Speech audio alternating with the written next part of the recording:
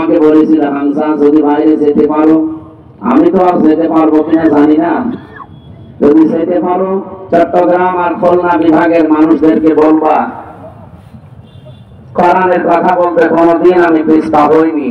তোমাকেও আমি বললাম কোনোদিন কোরআনের কথা যেভাবে জানো ওইভাবে বলবা, পিছপা হবা। আমার মাঝে মাঝে মনে হয় আল্লাহর এই ওলির মাথা হাত আমার মাথায় এখনো লেগে আছে। আপনাদের যে দৃশ্য আজকে আমি আসার পর থেকে দেখছি, কোরআনের প্রতি ভালোবাসা, এই যে মহব্বত, এই যে উচ্ছ্বাস, আমার মনে হয় আল্লামা সাঈদীর জন্ম এই জেলায় হওয়ার কারণে আল্লাহ আরো ঢেলে দিয়েছে। তো কালকেও ছিলাম একটা জায়গায়, তো এরকম নিস্তব্ধতা পাইনি। বাংলাদেশের 630টা থানা, কম বেশি প্রায় জায়গায় আমার যাওয়া হয়ে গেছে। শুধু এই জেলায় আসলে দেখি এই জেলার মানুষেরা কোরআনের আওয়াজ শুনলে শান্ত হয়ে পড়ে।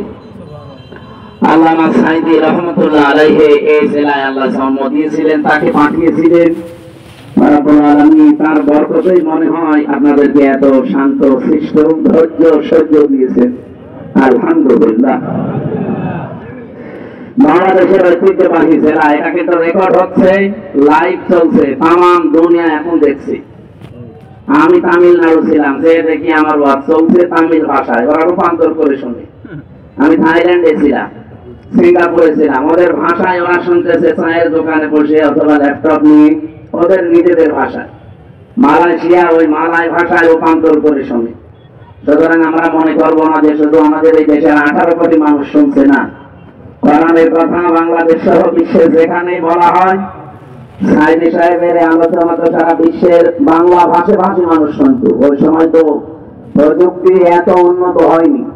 এখন আমি এখানে বাংলায় বলছি, তাতে কি হয়েছে, বিশ্বের যে যেই ভাষায় কথা বলে 4,500 ভাষা আছে। কত?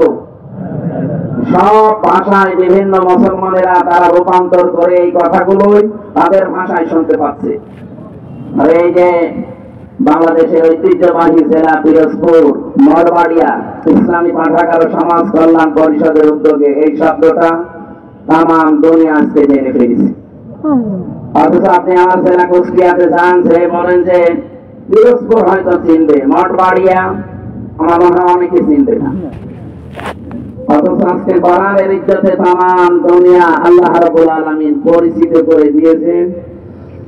শহীদ মোস্তফা খেলার মাঠ মঠবাড়িয়া পিরোজপুর, মহাবিশ্বের মহাবিশ্বয় আমাদের মালিকের মুখের পবিত্র বাণী কোরআনে কারীম। তাফসীরুল কোরআন মাহফিলের স্বনামধন্য সভাপতি, বিশিষ্ট আলেমে দ্বীন, সহকারী অধ্যাপক, বিশিষ্ট রাজনীতিবিদ, আপনাদের এলাকার সন্তান জনাব শরীফ মোহাম্মদ আব্দুল জলিল দামাদ বারকাতুহুল আলিয়া, বলেন আমিন। মাহফিলের প্রধান অতিথি বিশ্বমন্ডিত মুফাসসির কোরআন শহীদ আল্লামা দেলাওয়ার হোসাইন সাঈদী রহমতুল্লাহ আলাইহি, তার মেজ পুত্র আলহাজ শামীম উদ্দিন সাঈদী, চেয়ারম্যান আল্লামা সাঈদী ফাউন্ডেশন। আমার আগামীকাল মাহফিল আছে আল্লামা সাঈদী সাহেবের হাতে গড়া প্রতিষ্ঠান খুলনা সিদ্দিকিয়া দারুল কোরআন কামিল মাদ্রাসা, ওই ময়দানে কালকে রাত 9টায় উঠবো ইনশাআল্লাহ। ওখানকার আল্লামা সাঈদী ফাউন্ডেশন মানে পিরোজপুর সদরে, না? সম্মানিত চেয়ারম্যান, উনি এখনই আসবেন, কিছুক্ষণ আগে ভাইয়ের সাথে কথা বলছিলেন যে আমি রাস্তায় চলে এসেছি, অলরেডি চলে এসেছে, উনি খাওয়া দাওয়া করে চলে আসবে ইনশাআল্লাহ। মাঝখানে আমরা কিছু কথা কোরআন কেন্দ্রিক বলতে চাই। মঞ্চে বসা ওলামায়ে কেরাম, সামনে বসা মুসলমান ভাইরা, পর্দার আড়ালের সম্মানিতা মা এবং বোনেরা, বিশেষ করে আমার আগে যিনি কথা বলছিলেন হাফেজ মাওলানা আবু তৈয়ব, ইমাম ইসলাম মসজিদ লন্ডন, আলোচনা রেখেছেন মাওলানা শাহজালাল, তাকওয়া শিল্পী গোষ্ঠী এসেছে আপনাদের এখানে, হাফেজ মোহাম্মদ হাবিবুল্লাহ কোরআনে কারীম থেকে তেলাওয়াতের মাধ্যমে অনুষ্ঠান উদ্বোধন করেছে। জান্নাতে এরকম একটা অনুষ্ঠান আল্লাহ নিজে করবে, সেখানে নিজেই থাকবেন সভাপতি, মুহাম্মদ রাসূলুল্লাহ থাকবেন প্রধান অতিথি। হযরত দাউদ আলাইহিস সালাম এইরকম হাবিবুল্লাহর মতো, হাফেজ মোহাম্মদ হাবিবুল্লাহ কই এসেছে এখানে, হাবিবুল্লাহর মতো কোরআনে কারীমের সূরা তাহা তেলাওয়াত করে অনুষ্ঠান উদ্বোধন করবেন আমাদের নবী মুহাম্মদ রাসূলুল্লাহ সাল্লাল্লাহু আলাইহি ওয়াসাল্লাম। তিনি সূরা রহমান থেকে তেলাওয়াত করে যারা জান্নাত পাবে তারা যেহেতু শুধু শ্রোতা, অন্য কেউ সেখানে প্রবেশ করতে পারবে না। এই মানুষগুলোর সামনেই কোরআন কারীমের সূরা রহমান তেলাওয়াত করে শোনাবেন। আমরা তো কোনোদিন শুনিনি নবীর কণ্ঠ, আবু জেহেল শুনেছিল। সারা রাত পায়ের উপরে ভর দিয়ে দাঁড়িয়ে মুহাম্মদ রাসূলুল্লাহর কণ্ঠে তেলাওয়াত শুনতো, যদিও বিরোধিতা করতো। আল্লাহ আমাদের ভাগ্যে রাখেননি, ১৫০০ বছর পরে হলেও আমরা এসেছি। কেমন যে হবে আল্লাহ যেন ওই দিন শোনার মতো একটা সুযোগ আমাদের দান করে। সর্বশেষ সভাপতির বক্তব্যে মহান আল্লাহ নিজে সূরা রহমান কোরআনের দিল বলা হয়, এক একটা আয়াত তেলাওয়াত করে বান্দা বান্দীদের সামনে 50 আলফা সানা মিম্মা তাউদ্দুন, 1-2 করে যেভাবে গণনা করেন, এক একটা আয়াত শুনতে সময় লাগবে 50,000 বছর। আল্লাহর কুদরতি কণ্ঠে ওই দিন এখানে আমরা যারা এসেছি শ্রোতা হিসাবে যেন অন্তত একটু জায়গা আমরা পাই।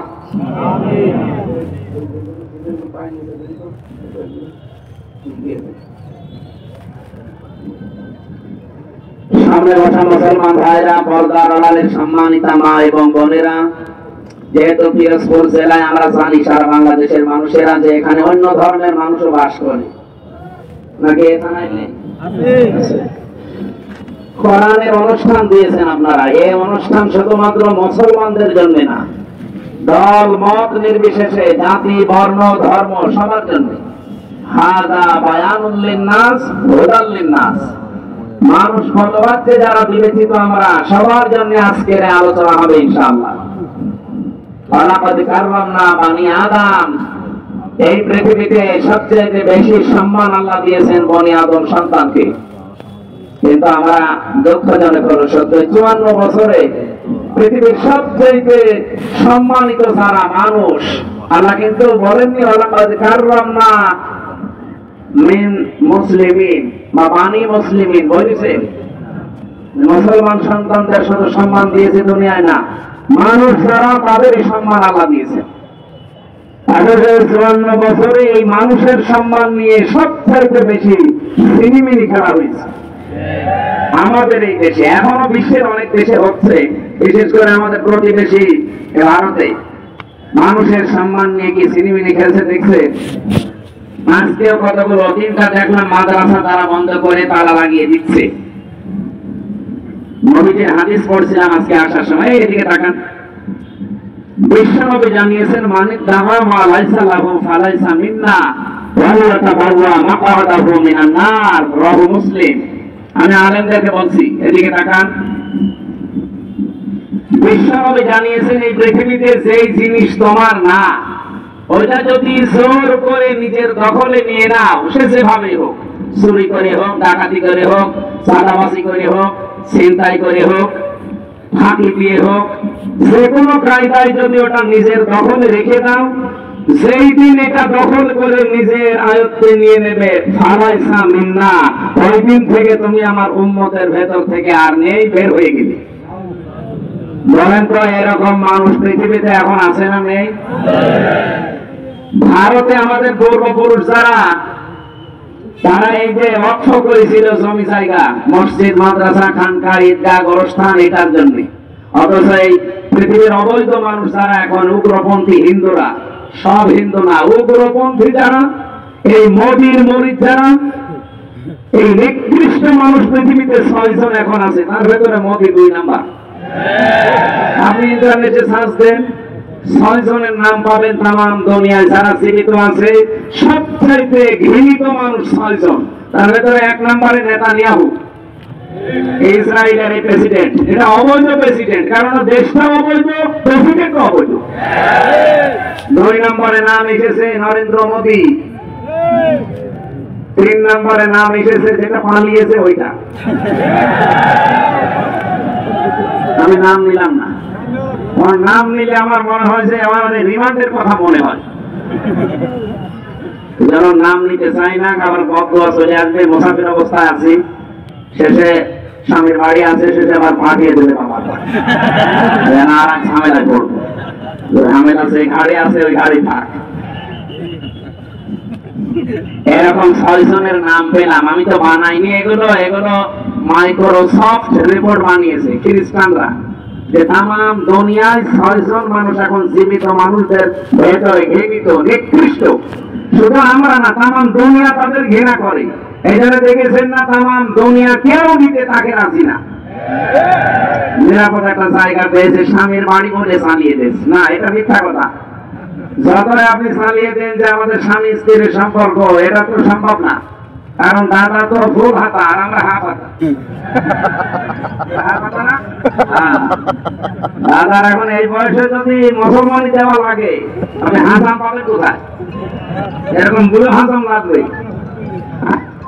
আর বুড়া মানুষের হাতে সরে দিয়ে আপনি মুসলমানি দেবেন, দেখা যাচ্ছে আগা কাটতেছে গোলাপি দিবে। দাদা জোয়ানের মতো মুসলমান সাপ মিটে যাবে, ওদের মুসলমান হবে না। এই জন্যই তো এত অত্যাচার করছে। কারণ মানুষ যখন সীমা ছাড়িয়ে যায়, তখন তার কপালে আল্লাহ হেদায়েত বলে আর কিছু রাখে না। ইন্নামা নুমলি লাহুম লিয়াজদাদু ইসমা ওয়া লাহুম আযাবুম মুহিন। সূরা আল ইমরানের ভেতরে আছে, 4 নাম্বার পারা 12 নাম্বার পৃষ্ঠা 9 নাম্বার লাইনে আছে। আল্লাহ তাআলা বলেন, কোন মানুষ যখন পাপ করতে করতে সীমা লঙ্ঘন করে আর সীমা থাকে না, তখন তার জন্য অপমানজনক শাস্তি আমি রেডি করি। আজ পাকিস্তান যেভাবে তাদের অস্ত্রগুলো ত্যাগ করেছে, আমার মনে হয় ভারত ইনশাআল্লাহ সামনে স্বাধীন হবে। এই জন্য ভারতবাসী যারা আছেন, আপনাদেরকে আহ্বান জানাচ্ছি এই ছোট্ট জায়গা থেকে, এই মাতাল লোকটাকে আপনারা থামান। এই নরেন্দ্র মোদী একটা মাতাল, এই গরুর মদ খাওয়া লোক। এই শয়তানরা যদি আপনারা না থামান না, শেষে দেখবেন মুসলিম বিশ্বের 57টা দেশ এক হয়ে গেলে মানচিত্র থেকে পৃথিবী থেকে হারিয়ে যাবে। আর সেটাই এখন কিন্তু সামনে আসতেছে। আমরা চাই এই লোকটা যেন থামে এবং পৃথিবীর মানুষেরা যেন একটু শান্তিতে থাকে। যেন মানুষের সম্মান নিয়ে সিনেমিনি খেলছে।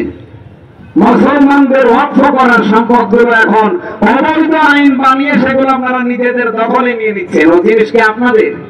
ওগুলো আমাদের বাপ দাদা মুসলিমদের। আল্লাহর নবীর কথা কি শুনলাম, যে জিনিস আপনার না, ওটা যদি দখল করে নিজের আয়ত্তে নিয়ে নেন, ওই দিন থেকে আপনি নবীর উম্মত না। যেহেতু ওরা উম্মত দাবি করে না, এগুলো ওদের জন্য না। এটা আমাদের বাংলাদেশে, এটা আমার মনে হয় মিলে। আগস্টের 5 তারিখের পরে আমরা অনেকের চরিত্র দেখতে পেলাম, যে জিনিস আর না, জোর জবরদস্তি করে দখল করে নিজের আয়ত্তে নিয়ে নিয়েছে। সেটাই মনে হয় এখন হয়নি। হ্যাঁ হয়েছে, আমিও জানি। আগস্টের 5 তারিখের পর থেকে অনেকে বিসমিল্লাহ ছাড়াই শুরু করেছে, বাবা শাহজালাল সব আলা। না, এখানে একটা পয়েন্ট আছে হাদিসের দিকাতে, এটা বলা দরকার।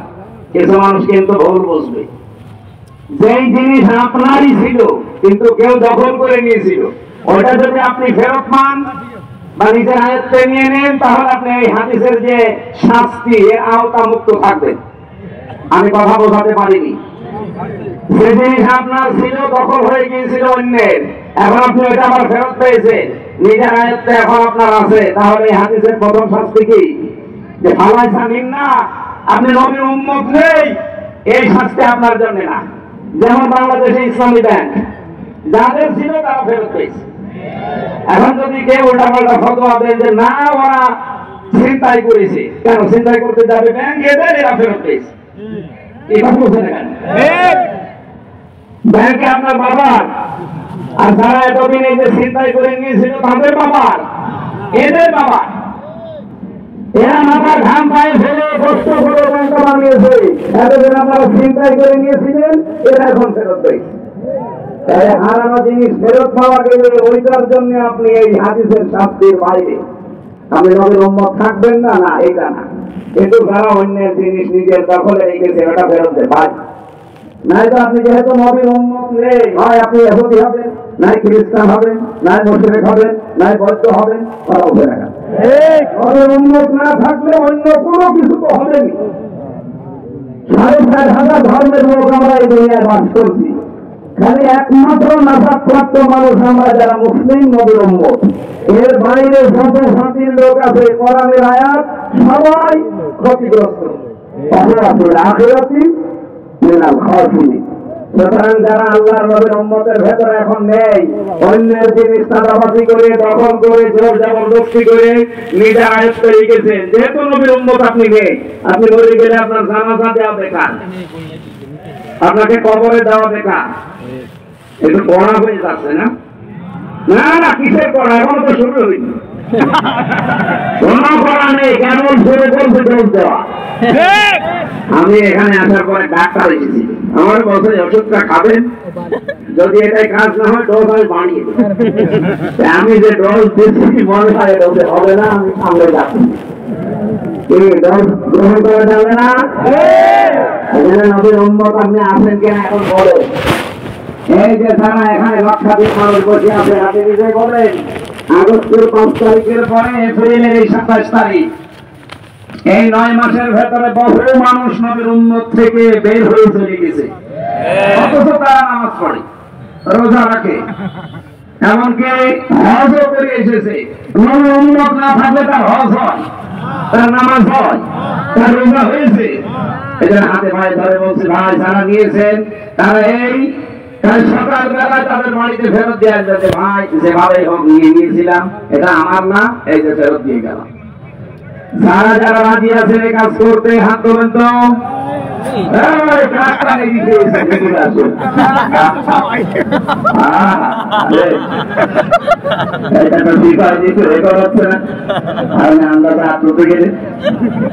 ক্যামেরা ওইদিকে মারার দরকার নেই। আমরা তো আশা করেছিলাম যে অন্তত এই ছেলেটা একটু বাপ আছে, আপনারা যদি বিদায় লোকে হাত তুলছে, কাঠটা মেরে খেয়েছে, ফেরত দিয়ে দেবেন। ভাই যে দলের লোকে আপনি হন, যে জিনিস আপনার না, যদি আপনি জোর করে নিজের দখলে নিয়ে রাখেন, কালকে ফেরত দিয়ে দেবেন, নয়তো আপনার নামাজ, রোজা, এই হজ, যাকাত সব মাঠে মারা যাচ্ছে। কারণ আপনি নবীর উম্মতই নেই। আপনি মরে গেলে যে আমি বিসমিল্লাহি আলা মিল্লাতি রাসূলিল্লাহ বলবো, পুরা মিথ্যা। কারণ আল্লাহর নামে, রসুলের নামে, রসুলের আদর্শে তুলে দিলে আপনি রসুলের আদর্শেই নেই। 2 নাম্বারটা আরো কঠিন। নবীজি বলেন সে যেন টিকিট কেটে জাহান্নামে নিজের একটা আসন বরাদ্দ করে নিল।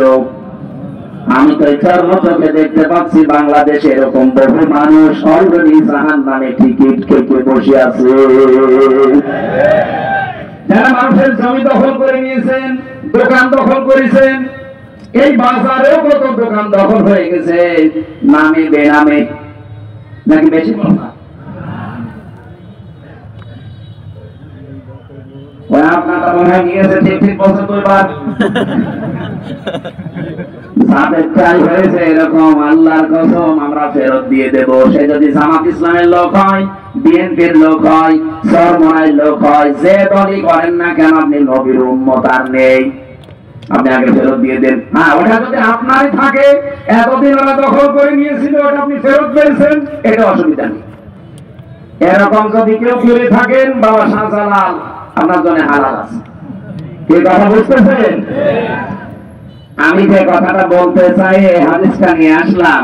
পৃথিবীর এই নিকৃষ্ট মানুষদের তালিকায় যাদের নাম, এই মানুষগুলো দেখেন মানবতার সবচাইতে বড় শত্রু এরা।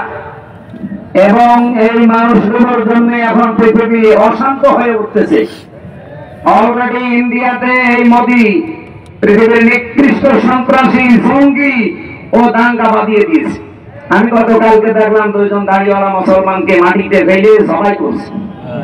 উগ্রপন্থী কিছু হিন্দুরা। পৃথিবীর যত অপকর্মের মূল হোতা হয় ইহুদিরা, না এই উগ্রপন্থী হিন্দুরা।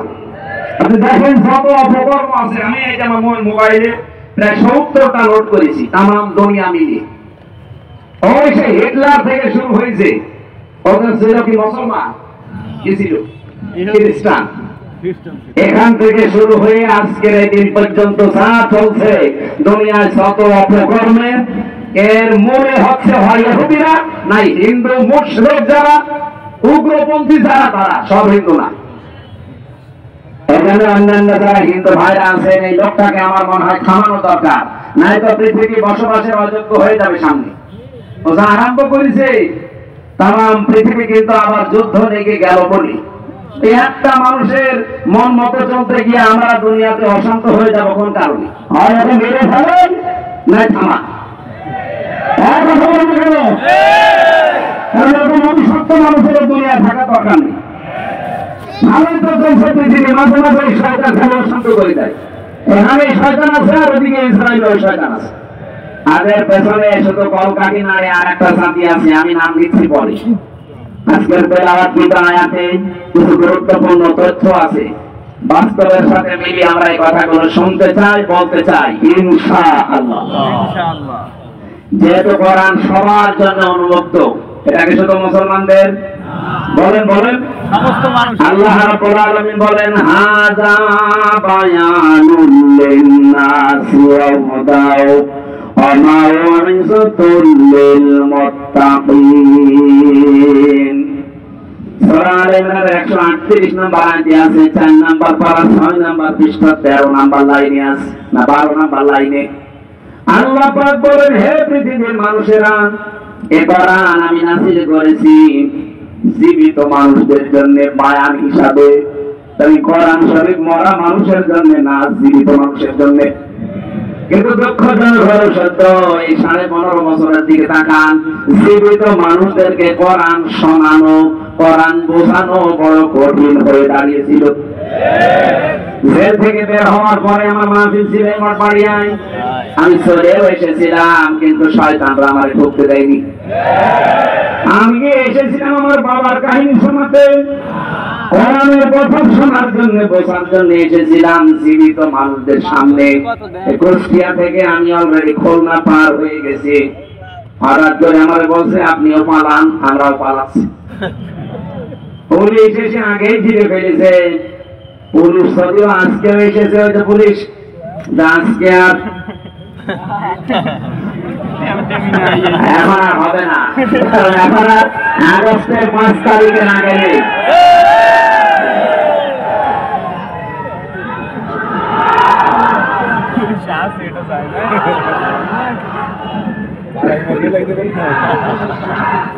ঠিক আছে ভাই, আগস্টের 5 তারিখের আগে আছে, এখন এপ্রিলের 27 তারিখ। ওপেন ঘোষণা দিচ্ছি, বাংলাদেশের 56,000 বর্গ মাইলের 1 ইঞ্চি জায়গায় কোরআনের ওপেন কথা বলতে যদি কেউ বাধা দেয়, সেদিন সাক্ষীরা একজন বাধা দিয়েছে, আমার সামনে কোনো শয়তান পড়ে না।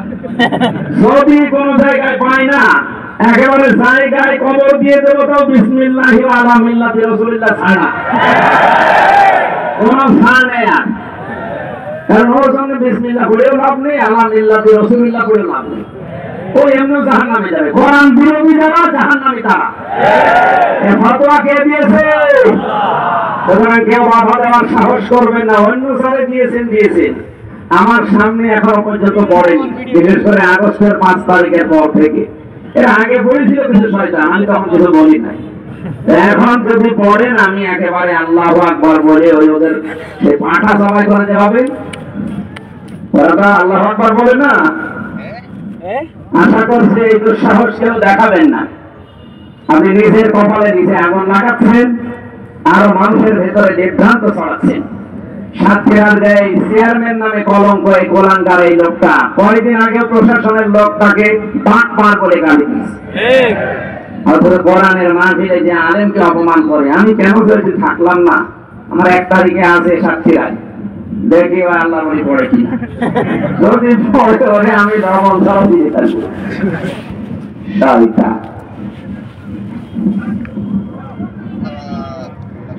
আমার ভাইরা, জীবিত মানুষদেরকে কোরআন শোনাতে বলেছেন কে? আল্লাহ। আরো জোরে বলেন কেন? কারণ কারীম জানিয়েছে কেন জীবিত মানুষদেরকে শোনাবেন। ওয়াযাক্কির ফাইন্নায যিকরা তানফাউল মুমিনিন। এর আপনি কোরআন দিয়ে আলোচনা করবেন, যারা মুমিন, যাদের ভেতরে ঈমান আছে, এই মানুষগুলোর উপকার হবে। আর যারা আল্লাহর ধমকের ভয় পায়, so admonition or by the Holy Quran, him who prays my faith, ফাযাক্কির বিল কুরআনি মান ইয়াখাফু ওয়াঈদ। যারা আল্লাহর ধমককে ভয় পায়, এই মানুষগুলো কোরআনের আলোচনা শুনলে মাসুদি তাদের উপকার হবে।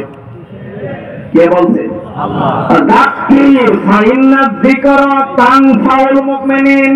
তানফাউল মুজারে বর্তমান, ভবিষ্যৎ, প্রেজেন্ট, ফিউচার। এখন আমরা যারা শুনছি আমাদের উপকার হচ্ছে। কে উপকার হচ্ছে? আল্লাহ বলেন ইন্নামাল মুমিনুনা আল্লাযীনা ইযা যুকিরাল্লাহু ওয়াজিলাত কুলুবুহুম ওয়া ইযা তুলিয়াত আলাইহিম আয়াতুহু যাদাতুহুম ঈমানা ওয়া আলা রাব্বিহিম ইয়াতাওয়াক্কালুন। এক নম্বরে যারা সত্যিকারের মুমিন, তাদের সামনে আল্লাহর আয়াতগুলো যখন আপনি উচ্চারণ করবেন, তাদের অন্তরাত্মা কেঁপে উঠবে, হয় আশায় নাই ভয়ে। দুই নম্বরে তাদের ঈমান জানছিল, কোরআনের আলোচনায় তাদের ঈমান আল্লাহ আরো বাড়িয়ে দেবে। তিন নম্বরে তারা বাড়ি যাওয়ার আগে সিদ্ধান্ত নিয়ে যাবে, জীবনে যদি ভরসা করি কার উপরে, অবশ্যই যেন আমাদের ঈমান যা বাড়বে। এটা আল্লাহর কথা। ঈমান যে আপনার বাড়ছে তার প্রমাণ কি? নবীজি বলেন বাম স্তনের 2 আঙ্গুল নিচে একটা গোস্তের টুকরা আছে। কোরআনের আয়াত যদি মানুষ বুঝে বুঝে শোনে পড়ে, তখন এটা কাঁপ ধরে, এর ভেতরে কাঁপাকাঁপি শুরু হয়। দ্বিতীয় নম্বরে আপনার শরীরের এই যে পশমগুলো খাড়া হয়ে যায়, এটা আমার খাড়া হয়ে গেছে। আপনি দেখেন আপনার খাড়া হয়ে যাবে যদি কোরআনের আয়াত বোঝেন। তিন নম্বরে ওয়াইদা সামিউ মা উনজিলা ইলার রাসূলি তারা আ'য়ুনাহুম তাফীদু মিনাদ দামি মিম্মা আরাফু মিনাল হক। সূরা মায়েদা 7 নম্বর পারার প্রথম নাম্বার পৃষ্ঠার প্রথম নাম্বার লাইনের 83 নাম্বার আয়াতে আছে। আল্লাহ বলেন যখন আমার আয়াতগুলো মানুষ শুনবে, নবী আপনি দেখবেন যারা বোঝে এর মর্মবাণী, এর অর্থ, ব্যাখ্যা, বিশ্লেষণ যারা বুঝেছে, যারা একনিষ্ঠভাবে মন দিয়ে যারা আমার কালামের কথাগুলো বোঝার চেষ্টায় আছে, ওই মানুষগুলোর চোখের দিকে তাকিয়ে দেখবেন মনের অজান্তেই তারা কাঁদতেছে। কখন তাদের চোখে পানি এসে গেছে বা নিচেও টের পাবে না। এই জন্য আপনি যদি মন থেকে শোনেন এই উপকারগুলো মাস্টলি সামনে হবে। আর আমার কয়েকটা আরম্ভ হয়ে গেছে। পশম খাড়া হয়ে যাওয়া, বাম স্তনের 2 আঙ্গুল নিচে গোস্তের টুকরা কাঁপাকাঁপি করা, এটা অলরেডি আমাদের হচ্ছে। 3 নাম্বারটা চোখ দিয়ে পানিও আসবে, আমি দেখতে পাচ্ছি। আপনি অনেকের দিকে তাকান, একনিষ্ঠ ভাবে তাকিয়ে আছে, কখন যে কেটে ফেলেছে ও নিচে উঠে পাবে না। আল্লাহ রাব্বুল আলামিন কোরআনে কারীম দিয়েছেন জীবিত মানুষদের জন্য, অথচ তারা এই 15.5 বছর বাধা দিলেন। তাদের বাবা মা মরে গেলে আমার এটাকে বলতো হুজুর কোরআন পড়ে দেন। কি আপনার বাবা মরে গেছে, এখন কোরআন পড়ে করবো কি? যতদিন জীবিত ছিল ততদিন যদি পড়তেন, পড়াতেন, বোঝাতেন, কাজ হতো। কে কথা বলেন? এই থানার ভেতরে মনে হয় এক জায়গায় গত বছরের জেল থেকে বের হওয়ার পরে আমি আসতেছে কথা বলেছিলাম, কয়েক কিলো মনে হয় আমার বাকি ছিল, 2-3 কিলো। পুলিশ আমার আগে এসে প্রায় 1-1.5 গাড়ি ভরে গেছে। ওরা বলছে হুজুর আসলে আমরা সেভাবে হোক ধরবো। আজকে ধরেন তো ভাই, আজকে ধরে নিয়ে যান, সে বন্ধ করে রাখে। যাদের কথা মতো কাজ করে মানুষগুলো করেছিল, দোষ শুধু এদের তো না, দোষ এদের বড় বড় যে অফিসার গুলো ছিল আর যারা বাধা দিয়েছিল ওই শয়তান। জীবিত মানুষদের আমরা আসি কোরআন শুনতে, আর ওরা বলে না মরে গেছে, এখন পড়ে করবো কি? আমি আহ্বান জানাচ্ছি, এটা যেহেতু রেকর্ড হচ্ছে সারা বাংলাদেশে, সাধারণ যে পোশাক পরে পুলিশেরা আছে এদের দোষ না ভাই। হ্যাঁ, কিছু উল্টা পাল্টা ব্লক ছিল, সে মানুষরা পালিয়েছে। আমার কুষ্টিয়ায় বাড়ির নিচে যে ভাড়া থাকতো ওটা ছাত্রলীগের ক্যাডার ছিল, আমি জানতাম না। আমি তো 3 বছর জেলে। ও ম্যাডাম যারে পালিয়েছে তারই ভাড়া দিচ্ছে, আর প্রশাসনের লোক না দিলে তো সমস্যা করবে। পরে আগস্টের 5 তারিখের পরে বিকাল বেলা এই যে আল্লাহর ওলি পালিয়েছে, আজ পর্যন্ত আমার কোনো খোঁজ নেই। তালা লাগানো এই 9 মাস, ভাড়াও পাই না, জিনিসপত্র করতে পারি। কোথায় যে গেছে তার বউ ছেলে মেয়ের খোঁজ নেই। কি করলেন আপনি? টাকা পয়সা কামাই করে কি করলেন বলেন? এই কিছু কিছু অফিসারের কারণে, কোলাঙ্গার যে মানুষগুলো, তাদের কারণে সাধারণ কনস্টেবল যারা, এসআই এই মানুষগুলো আজ জাতির কাছে এখনো পর্যন্ত কালা হয়ে আছে। এরা পোশাক দেখলে এখন ঘৃণা করে না। এই পোশাকটার দোষ, এটা সম্মানিত পোশাক। নবীজি দুইটা শ্রেণীর মানুষকে বলেছে তারা জাহান্নামের সাথে তাদের চোখ কোনোদিন আগুনে জ্বলবে না। এক নম্বরে যারা রাতের বেলা উঠে দোনার কথা স্মরণ করে কানাকাটি করে, আর দুই নম্বরে এই প্রশাসনের লোকজন যারা রাতের বেলা আমাদের জানমাল ইজ্জত আমরা পাহারা দেওয়ার জন্য রাত জেগে থাকি। আমি এই মঠবাড়িয়া থেকে কুষ্টিয়া, এখান থেকে যাবার সময় অন্তত 10 জায়গায় ওরা রাতের বেলা পাহারা দিচ্ছে। অথচ যারা এই কাজ 15.5 বছরে করেছে, এই কঠিন অবস্থা, তারা কি পাহারা কোনোদিন দেয়? ওই ডিসি, এসপি, এসপি, টিওনো এরা কোনোদিন ওসি পাহারা দেয়? তারা তো ঠিকই তার জায়গা মতো, কিন্তু এদেরকে কালার করে দিয়ে গেল। এই জন্য আমরা বারবার আহ্বান জানিয়েছি ডক্টর মোহাম্মদ ইউনূস সাহেবের কাছে, স্বরাষ্ট্রমন্ত্রীর নাম উপদেষ্টার দায়িত্বে যিনি আছেন, বহুবার এই কথা বলা হচ্ছে, ওদের বিভাগটা আলাদা করে দিন। প্রশাসন আগামী থেকে কারো কথা মতো চলবে না, ওরা চলবে ওদের আইজির কথা মতো। কি কথা বলেন না কেন? কোন নেতা, খেতা, পাতি নেতা, এমপি, মন্ত্রী, উপজেলা চেয়ারম্যান না, কারো কথা শোনার দরকার নেই। ওরা শুনবে ওদের গঠিত, ওদের আইজির কথা মতো, দেশ ঠান্ডা হয়ে থাকবে। আমি মালয়েশিয়া এটা দেখে আসলাম, সিঙ্গাপুরে এটা দেখে আসলাম, এই যে ছিলাম কিছুদিন আগে। এই সমস্ত দেশগুলোতে শান্তি বিরাজ করার পেছনে কারণ হচ্ছে এই প্রশাসনের এই নিরপেক্ষতা।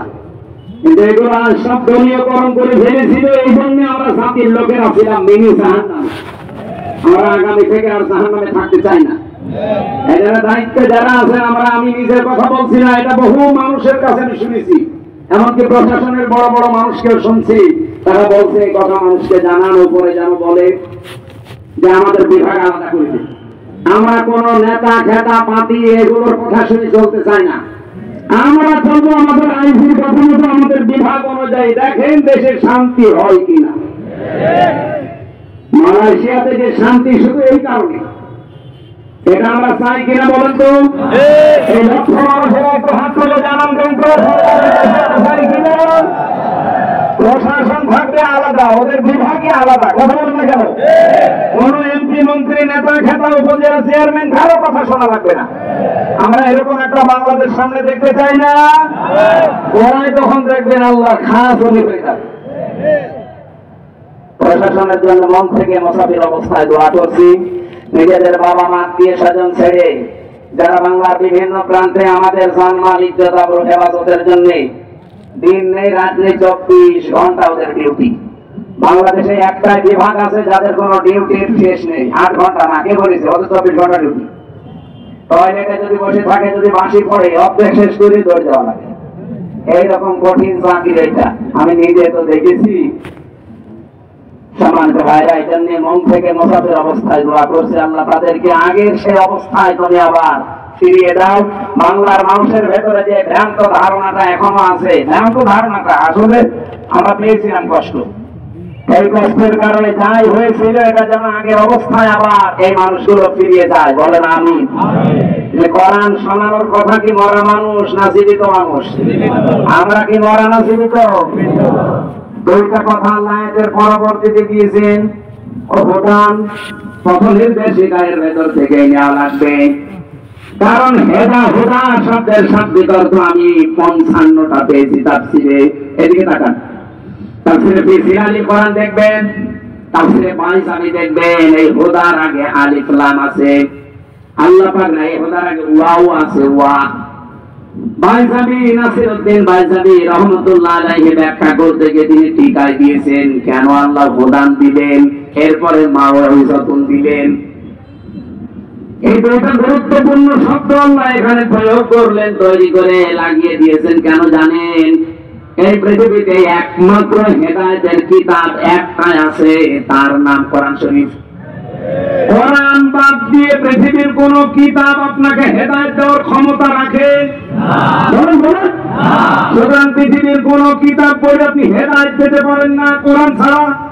আর কোরআনের ব্যাখ্যা যদি হয় আপনি পড়েন, কোরআনের বিশ্লেষণ যদি করা থাকে পড়বেন, আপনার জীবনে পড়া যাই হবে লেখাপড়া কোরআন কেন্দ্রিক হওয়া লাগবে। দুঃখজনক হলো সত্য যে সিলেবাস বানিয়ে উপহার দিয়েছিলে জাতিকে, কোরআনের কিছু ছিল বলেন কি? রান্না শেখাতো, ডাল রান্না, আম রান্না, বেগুন রান্না করা, ডিম ভাজি, কথা আমি শিখে করবো আমার বউ নেই। শিক্ষা ব্যবস্থাকে পুরো ধ্বংস করে ফেলেছিল এরা। আল্লাহ যদি দয়া করে দেশটা দ্বিতীয়বার স্বাধীন করে না দিত, আল্লাহর কসমে জাতি অলরেডি জাহান্নামে প্রবেশ করেছিল। আপনি তো টের পাচ্ছেন না? ক্লাস 7 এর 8 এর বই পড়ানো ছিল না? যারা পড়ায় জিজ্ঞাসা করে থাকেন, একটা মেয়েকে তার বাবা যদি ক্লাস 7 8 এর বই পড়াতে চায়, আমার আল্লাহর কসম মাস প্রিয় লজ্জায় মরে যাওয়ার কথা যদি বাবা হয়ে থাকে। শিক্ষকরা বাবার মতো না, তার পড়াবে কি করে মেয়েকে? বলেন এই জায়গায় পৌঁছেছিল সমকামিতার নাম দিয়ে, শরীফ শরীফার নাম দিয়ে এমন জায়গায় জাতিকে নেওয়ার চেষ্টা চালাচ্ছিল ভারতের প্রেসক্রিপশন অনুযায়ী। আপনি ভাবতেও পারেননি। একটা লোক সকালে বলছে আমি শরীফ, বেকালে বলছে আমি শরীফা। এটা আজকে ব্রাহ্মণবাড়িয়া এক জেলায় দেখছিলাম একটু আগে আসার সময়, যে 2 মেয়ে তারা বিয়ে করেছে। আরে ভাই, আপনারা লোকেরা নিজেরাই যদি বিয়ে করেন তা আমরা কি ঘাস কাটছি? আমাদের কোনো কাজ নেই, আমরা কি করব? আমাদের কোনো কাজ নেই। আর আমরা জানি বরিশাল বিভাগের মানুষেরা টাটকা জিনিস খায়, তো বিশেষ করে বরিশাল, ভোলা, পটুয়াখালী, বরগুনা, পিরোজপুর এই সমস্ত জেলার মানুষ নদীর ধারে তো সব টাটকা জিনিস খায়। এদের বউ লাগে 3-4টি। আপনারা মেয়েরা যদি বিয়ে করে ফেলেন তা আমরা করবো কি? আমরা খুলনা বিভাগের মানুষেরা যাই কাছে, তা আপনারা তো আরো সমস্যায় পড়বেন বেশি। কথা বলছেন, মুরব্বী তো বুঝেছে। পর্যন্ত থাকলেও আমি একটা কথা বলতাম না, কিন্তু সকালে আপনি শরীফ, বিকালে বলবেন আমি শরীফা লাগছে। আপনি কি বললে শরীফা হয়ে যাবেন? আপনি শরীফা পর্যন্ত বলেও যদি ঠিক থাকতেন তাও তো কিছু বলতাম না। বিকালে এসে তো বলবেন যে আমি যেহেতু শরীফা, হাইকোর্ট আমার রায় দিয়েছে আমি শরীফা, আমি এখন মহিলা হোস্টেলে সিট চাই। মহিলা হোস্টেলে সিট দিলে আপনি ঠিক থাকবেন। ওখানে আমার মেয়ে আছে, আমার বোন আছে, আমার ফুফু আছে, আমার খালা আছে। কথা বলেন না কেন? আমি ওখানে যেয়ে দেখা যাচ্ছে কয়েকদিন পরে আমার মেয়ে, আমার বোন, আমার ফুফু সব যারো সন্তান পেটে নিয়ে ঘুরছে। জাতিকে যারো সন্তান উপহার দেওয়ার জন্য এই শরীফ শরীফা চালাতে চেয়েছিল, আল্লাহ বাঁচিয়ে দিয়েছে। আপনার মেয়ের অবস্থা, আপনার বোনের অবস্থা ঠিক এটাই হতো। কথা বলেন না কেন? সতই দাবি করুক আমি শরীফ থেকে শরীফা, মাল তো ঠিক আগেটাই আছে।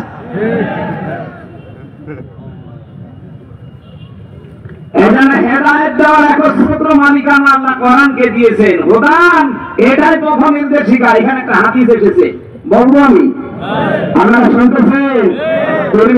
হাদিস, এইটাই আমার ওয়াজের ফার্স্ট পয়েন্ট। ভালো করে শুনবেন, যদি মেনে নিতে পারেন কপাল খুলে যাবে এক্ষুনি, আর যদি মানতে না পারেন ওই যা ছিলেন তাই। মানিত্তাবাল হুদা বিগাইরিল কোরআন আদাল্লাহুল্লাহ, তিরমিজি শরীফের হাদিস। নবীজি বলেন যেখানে কোরআন নেই, যেহেতু হেদায়েত দেওয়ার মালিক আল্লাহ, আল্লাহ কাকে দিয়েছে? কোরআনকে। বলেন বলেন, আরো সব বলেন। পৃথিবীর কোন পীরের হাতে হেদায়েত আছে? না, নেই। আমি আজকে চারমোনার ময়দান পুরা ঘুরে দেখলাম, মাদ্রাসা সরসিনা পুরা মাদ্রাসা, সারাদিন এই 2 জায়গায় গিয়েছিলাম।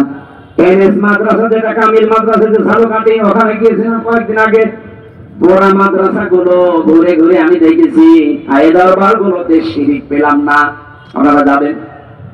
আর কিছু মত পার্থক্য আমাদের সাথে আছে, ওটা আমি মেনে নিয়েছি। এখন জাতীয় স্বার্থে বাংলাদেশের মানুষের এটা মেনে নেওয়া লাগবে। তাদের যে খেদমত গুলো, এটা আমাদের এখন স্বীকার করা দরকার জাতির। আপনাদের বরিশাল বিভাগে বিশেষ করে এলাকাগুলোতে কোরআনের প্রসার মানুষকে আল্লাহর দিকে ডাকার জন্য সৈয়দ ইসহাক রহমতুল্লাহ আলাইহি, এই যে মহিবুল্লাহ, শাহ মহিবুল্লাহ আহমেদ রহমতুল্লাহ আলাইহি, এই মানুষগুলো যে যে কাজ কারবার, তারা যে মাদ্রাসাগুলো প্রতিষ্ঠা করে যে দিনের আলো ছড়িয়েছে, আমার মনে হয় এই মানুষগুলোর কীর্তিময় কাজগুলো জাতির সামনে অন্তত তুলে ধরা দরকার। আমি অনেকক্ষণ ছিলাম, এক এক জায়গায় প্রায় 2 ঘন্টা 2.5 ঘন্টা সময় কাটিয়েছি। বহু কিছু আছে আমি এতদিন উল্টাপাল্টা ধারণা অনেকের প্রতি ছিল, মনে করতাম শুধু চট্টগ্রামের বাইতুল শরফের মরহুম মাওলানা আব্দুল জব্বার রহমতুল্লাহ আলাইহি, এটা বাদ দিয়ে বাংলাদেশে আর মনে হয় সেরকম কিছু নেই। সব জায়গায় যা শুনতাম যে শিরিক বেদাত ভরপুর আছে, শিরিক বেদাতও আছে, যেমন আক্রোশ শিরিক বেদাত আছে মাছ ভান্ডারি, শিরিক বেদাত আছে সুরেশ্বরী, আপনি যান প্রকাশ্য শিরিক পাবেন। দেওয়ানবাগি, রাজারবাগি, কুতুববাগি, এগুলো 100 ভাগের 99 ভাগ শিরিক চলে।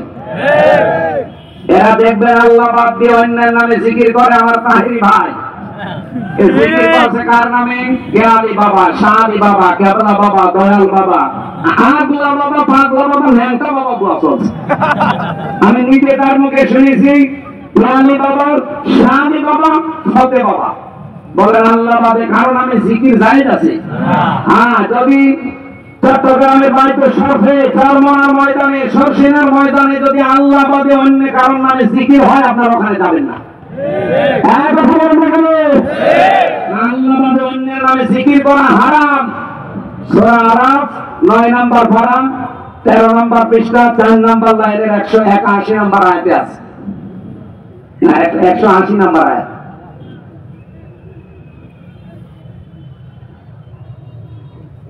ওয়ালাকাদ যারানা লিজাহান্নামা কাসীরাম মিনাল জিন্নি ওয়াল ইনসি, আয়াতের পরের আয়াত কি? আয়াতের পরে আয়াত কি? না না, আয়াতের পরেরটা। যাই হোক, আমি আয়াত নাম্বার বলে দিয়েছি, বাড়িতে আপনার দরকার বিশ্বাস না হলে মিলিয়ে নেবেন। সূরা আরাফ 9 নম্বর পারা 13 নম্বর পৃষ্ঠা 4 নম্বর লাইনে আছে 80 নম্বর 180 নম্বর আয়াত। যে কোনো তাফসীরের সাথে মিলাবেন। আল্লাহ বাদে অন্যের নামে কেউ যদি মিলিয়েও ডাকে, কেউ যদি আল্লাহর নামকে এলহাদ করে, এলহাদ মানে পাল্টিয়ে ফেলা, এই যে আল্লাহর নাম পাল্টিয়ে ইয়ালি বাবা, শালি বাবা, কেল্লা বাবা, ফতে বাবা, আল্লাহর নাম আছে একটা, কোথায় আপনি পেলেন এগুলো? এই জন্য আমি যে সমস্ত দরবারগুলো নিজে দেখে আসলাম, আপনারা দরকার বড় বড় আলেম যারা আছেন দেশে যাবেন দেখতে, যদি দেখেন যে শিরিক বেদাত এখানেও আছে, ওখানে মানুষকে যেতে নিষেধ করবেন। যেহেতু এই সমস্ত জায়গার নিয়মগুলো দেখে আসলাম, এরা জিকির আল্লাহর নামে করছে, এরা দরুদ রাসূলুল্লাহর নামে পড়ছে, কিন্তু কিছু মানুষ এখানে শিরিক আর বেদাত প্রকাশ্যে, যেখানে আল্লাহর নামই পুরো পাল্টিয়ে ফেলেছে, এমনকি আল্লাহর নামই বাদ দিয়ে দিয়েছে। এই জায়গায় গেলে আপনার ঈমান থাকবে না যাবে? আমি অন্তত থাকতে আপনার ঈমান চলে যাবে, আর আমি বসে বসে ঘাস কাটবো। 55 বছর পর্যন্ত আল্লামা সাইদি রহমতুল্লাহ আলাইহি এই কথাগুলো জাতিকে জানাতে চেয়েছিলেন। তোমরা শিরক করবেন না নামের ভেতরে, আল্লাহর নামে। রাসূলুল্লাহকে তুলতে তুলতে এমন উপরে তুলে ফেলে, আল্লাহর উপরে সম্মান দিয়ে দেয় না। স্থান ঠিক রাখা লাগবে। 1 নম্বরে কে? আল্লাহ। 2 নম্বরে রাসূলুল্লাহ। 3 নম্বরে মা বাবা। বলেন বলেন, আপনি সিরিয়াল ঠিক না রেখে একবারে মা বাবাকে আল্লাহর উপরে তুলে দেবেন, আপনি থাকবে? আমার ভাইরা, এবার আমি হাদিসের যে ব্যাখ্যা বলার জন্য এই হাদিসটা পড়লাম। শব্দ ছিল আদাল্লাহুল্লাহ। আমি আরবি গ্রামার যারা বোঝে, জানে, বালাগাত মানতে পড়ায় পড়ে, এখানে বহু আলেম আছে।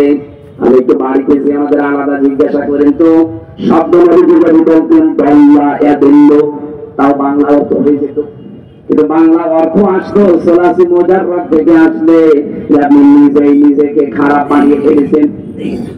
কিন্তু আদাল্লাহ ইউদিল্লু ভাবে ইফাল থেকে এসেছে শব্দটা, এর খাসিয়াত আছে 9টা। ভাবে ইফাল থেকে যদি কোনো শব্দ আসে, তখন বাংলা অর্থ দাঁড়ায় আপনি হয়তো ভালো হওয়ার নিয়ে কোনো জায়গায় গিয়েছিলেন, কিন্তু কোরআন সেখানে ছিল না, কোরআনের কর্মসূচি ছিল না। এই জন্য আল্লাহ নিজে দায়িত্ব নিয়ে আপনাকে আরো গোমরা বানিয়ে দেবে। এবার একটা সত্যি কথা বলেন তো, যেই দরবারে কোরআন চলে না, কোরআনের নিয়ম নীতি চলে না, ওই দরবারে যদি আপনি ভালো হওয়ার নিয়তেও চান, আপনাকে খারাপ বানিয়ে দেবে কে? আরে সেটা বলুন, এ পর্যন্ত বিশ্বাস করেছেন নাকি হাদিস আমি বানালাম? আরেকটু নিচে যাব, কয়েকজন বলছে হ্যাঁ বলেন না কেন? বাংলাদেশে ৭৩ দল করে এখন রাজনৈতিক দল, কে কি মনে করবেন? খুশি হবেন, রাজি হবেন, দুঃখ পাবেন, আমি ওইদিকে তাকাই না। কোরআন হাদিস সামনে আসলেন, চোখ বন্ধ করে বলি কে রাজি হবে, কে দুঃখ পাবে, আমার দেখা দরকার নেই।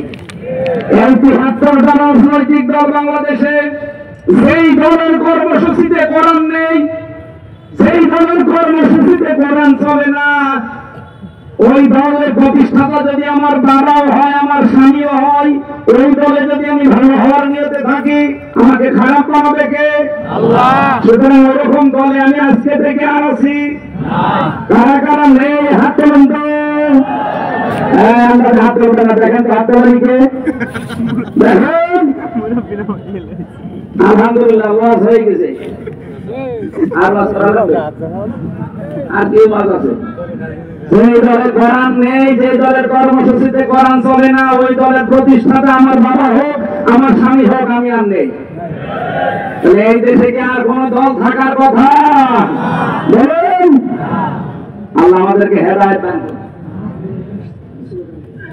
লিল্লাহি তাকবীর। আমাদের প্রধান অতিথি আজকে আল্লামা দেলাওয়ার হোসেন সাঈদী রহমাতুল্লাহ আলাইহির সন্তান এসে ব্যস্ত থাকলে চলে যাবে, না থাকলে কিছু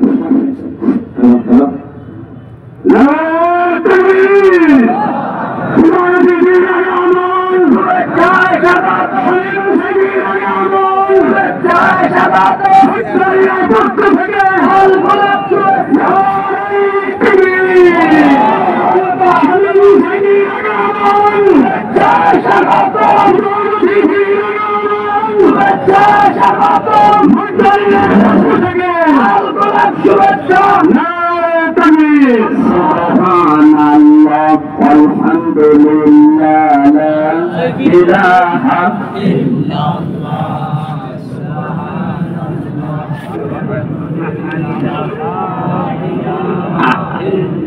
এখানে বসিয়ে দেন, এখানে বসিয়ে দেন। সুবহানাল্লাহ আলহামদুলিল্লাহ লা ইলাহা ইল্লাল্লাহ সুবহানাল্লাহ। জবান খুলে আল্লাহ জিকির করেন, সুবহানাল্লাহ আলহামদুলিল্লাহ লা ইলাহা ইল্লাল্লাহ।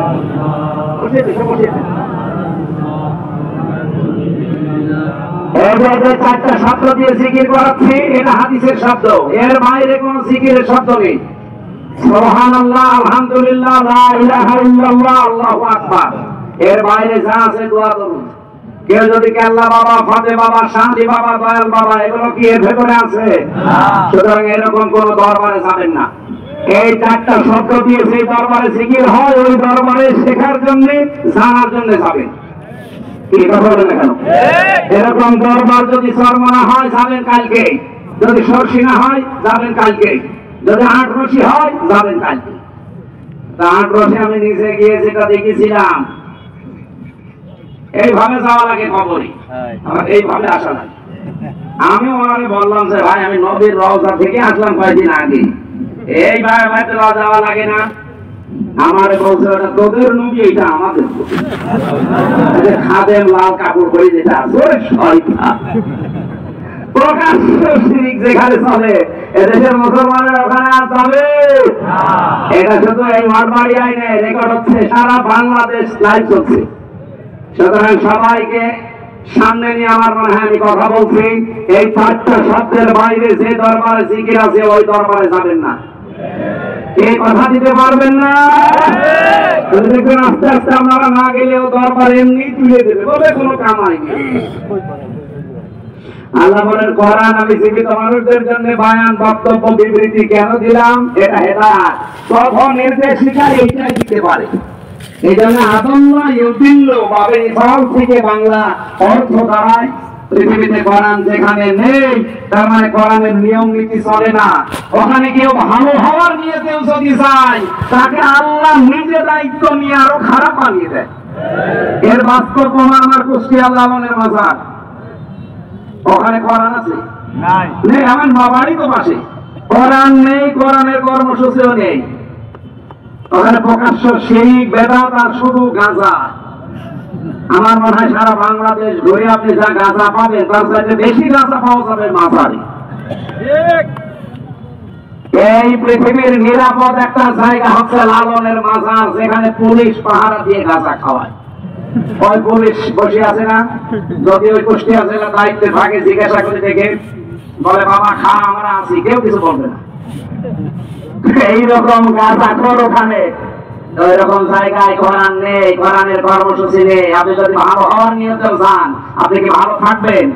আর আপনাকে খারাপ বানিয়ে দেবে কে? এই জন্য দেখা যায় আগে বিড়ি খেত না, এখন বিড়ি ধরেছে। আগে গাঁজা বুঝতো না, এখন গাঁজা খায়। ও কি ভালো হয়েছে না খারাপ হয়েছে? বলুন বলুন। এই জন্য এরকম কোন খারাপ জায়গায় যেখানে খারাপ হওয়ার সম্ভাবনা বেশি যাওয়া যাবে?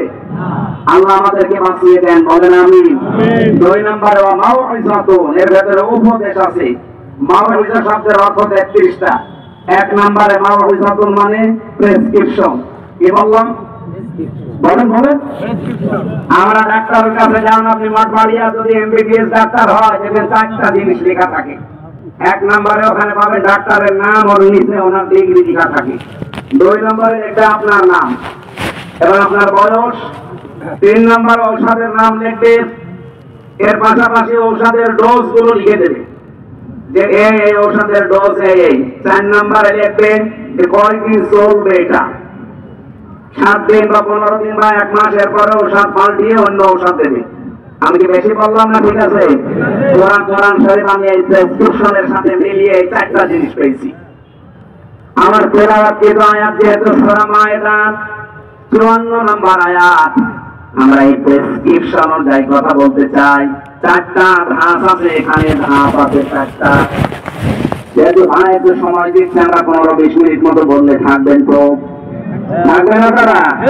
এবার আপনি এই প্রেসক্রিপশন অনুযায়ী কথা শোনেন। আউযু বিল্লাহি মিনাশ শাইতানির রাজীম। বিসমিল্লাহির রহমানির রহিম। ইয়া আইয়ুহাল্লাযীনা আমানু মান ইয়ারতাদ্দা মিনকুম আন দীনিহি ফাসাউফা ইয়াতুল্লাহু বিকওমিন ইউহিব্বুহুম ওয়া ইউহিব্বুনাহু আযিল্লাহ ইলা আখির আয়াত। সূরা মায়েদা। কোন সূরা? সূরা মায়েদা। এইদিকে তাকান ভাই, কষ্ট হয়ে যাচ্ছে। সূরা মায়েদা 120টা আয়াত আছে, 16টা রুকু আছে। মদিনায় নাযিল হয়েছে। মাত্র 1 আয়াতের 4 ভাগের 1 ভাগ আমরা পড়লাম। আয়াত নাম্বার 54। কত? 54। মায়েদা মানে দস্তরখানা। মায়েদা মানে কি? খাবারের প্লেট, দস্তরখানা। এই পৃথিবীকে আল্লাহ দস্তরখানা বানিয়ে আমাদের সামনে পেশ করেছেন। আমাদেরকে আহ্বান জানিয়েছেন যে দস্তরখানা তামাম দুনিয়া এটা খাবারের প্লেট।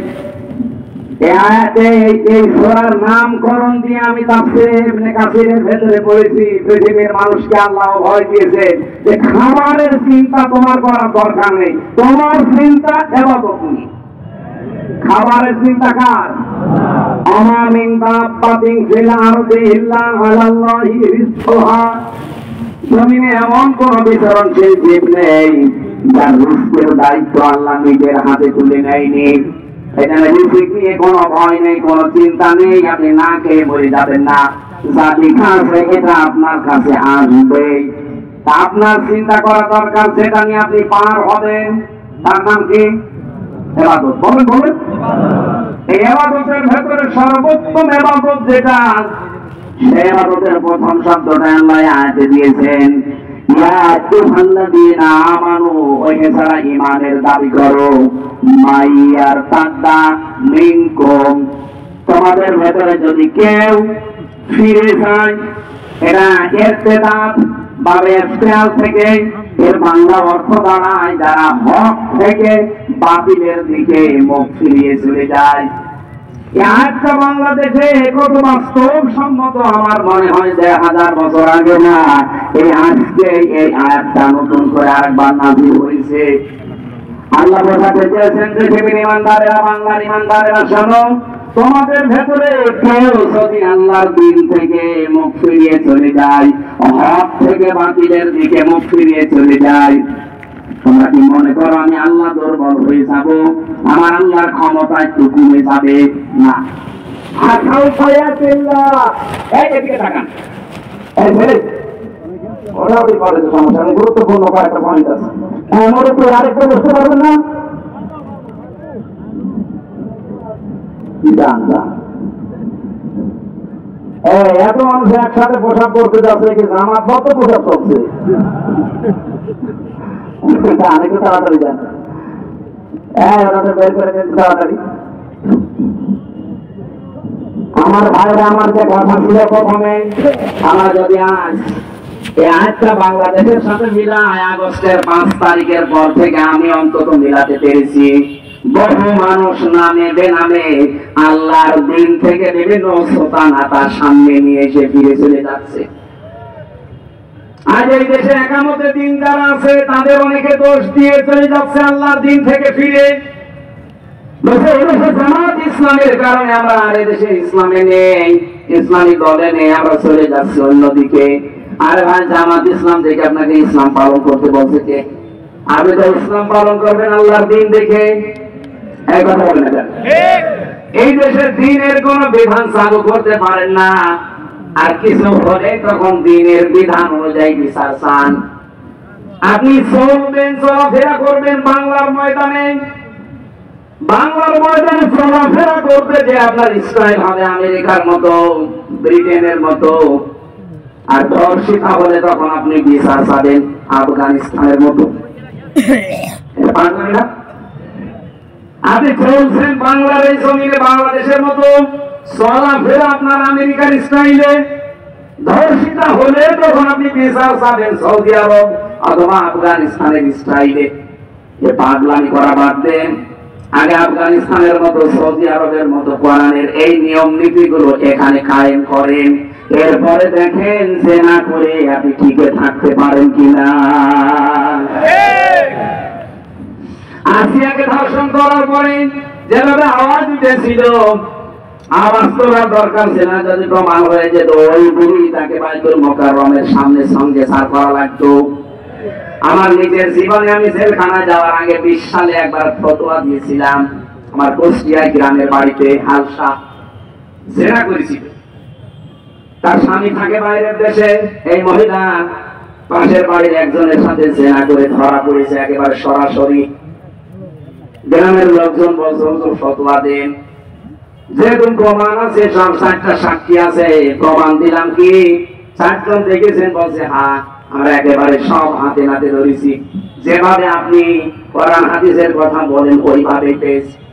আমি বললাম কোরআনে সূরা নূরের নির্দেশ হচ্ছে তাদেরকে মাটির ভেতরে বুক পর্যন্ত গেড়ে দিয়ে, পাথর দিয়ে, ইট দিয়ে মেরে সঙ্গে সার করে বিদায় করে দেন। এখন গ্রামবাসীকে যদি বলতাম এটা করেন, তাহলে ওরা যদি আমার কথা অনুযায়ী রায়টা এভাবে কার্যকর করত, ও সঙ্গে স্যার ওই মহিলা হওয়ার আগে আমি হয়েছিলাম, মহিলার সঙ্গে স্যার হয়তো সকালে সকালে যদি 10টায় হয়তো আমি সকাল 7টায় হয়ে যেতাম, ওই পুলিশ আমার ধরে নিয়েছিল। না হুজুর, এ দেশে ফতোয়া দেবেন দেন, এ দেশে কোরআনের আইন চলে, দিনের বিধান এই দেশে চলে, আপনি ফতোয়া দিয়েছেন এ পর্যন্ত থাকতো, কার্যকর করতে গেলেন কেন? ওই মহিলাকে পরে আগে আপনার সঙ্গে চাকরিনি, এটা করতো কিনা বলেন? যদি বিশ্বাস না হয় যে পুলিশের জিজ্ঞাসা করেন, ওইটাই করতো, তারা দেশে তো নেই। কিন্তু এই দেশে যদি আফগানিস্তানের মতো কোরআনের আইনটা জারি থাকতো, আর সাক্ষ্য প্রমাণে যদি ধরা পড়ে যেত, বলেন তো আমার রায় দেওয়ার সঙ্গে সঙ্গে কার্যকর হলে আমি সঙ্গে স্যার হতাম। গ্রামের লোক কিছু মানুষ না বুঝে এখনো আমার উপরে রাগ করে, আপনি খালি ফতোয়া দিয়ে গেলেন, কিছু করতে পারলেন না, করবো কি? আমার পেছনে কোনো ব্যাকআপ আছে, কোনো শক্তি আছে, কোনো পাওয়ার আছে? ওই পাওয়ারটাই হাতে নেওয়ার জন্যই তো আমরা চেষ্টায় আছি যে সেনা করে আসিয়ার ধর্ষিতা যদি আর না বসে, সারা বাংলাদেশে আর কেউ আসিয়ার মতো মেয়েদের দিকে চোখ তুলে তাকাবে না। এই জন্যই তো চাচ্ছে বাংলাদেশের সামনে 300 এমপি, 151 জন শামীম সাইদের মতো মানুষ যদি কোরআন বুকে নিয়ে সংসদের সামনে যেতে পারে, আল্লাহর কসম সংসদের প্রথম অধিবেশনে উনি বলবে, মাননীয় স্পিকার, আমরা নামাজের বিল চাই, আমরা যাকাতের বিল চাই, আমরা ধর্ষণের বিল চাই। উনি যদি হাত তোলেন, শামীম সাইদের মতো 151 জন যদি হাত তুলতে পারে, ওই দিনই নামাজের বিল কায়েম হয়ে যাবে, ওই দিনই যাকাতের বিল কায়েম হয়ে যাবে, ওই দিনই ধর্ষণের আইন কায়েম হয়ে যাবে। ওর পর দিন থেকে 18 কোটি মানুষ নামাজ পড়বে। আপনি ভোট দিয়েছিলেন আব্দুল আজিজকে মাত্র একটা, আব্দুল জলিলকে মাত্র একটা, শামীম সাইদিকে মাত্র একটা। ওনারা যদি কোরআন মুখে নিয়ে সত্যি সামনে যেতে পারে, 151 জন মানুষ যদি সত্যি এই দেশে তৈরি হয়ে যায়, যতগুলো ইসলামের বিধান আছে এগুলো সব ওনারা একটা একটা করে বিল পাস করাবে। আপনি শুধু একটা ভোট দিয়েছেন, তাতে কি 18 কোটি মানুষ নামাজ পড়লে যে সওয়াব হয়, ওই রকম সওয়াব প্রতিদিন পাবে। আমি যদি মিথ্যা বলে থাকি, সুরানেসা এই লক্ষ্য রওশনের সাথে তো হয়ে গেল।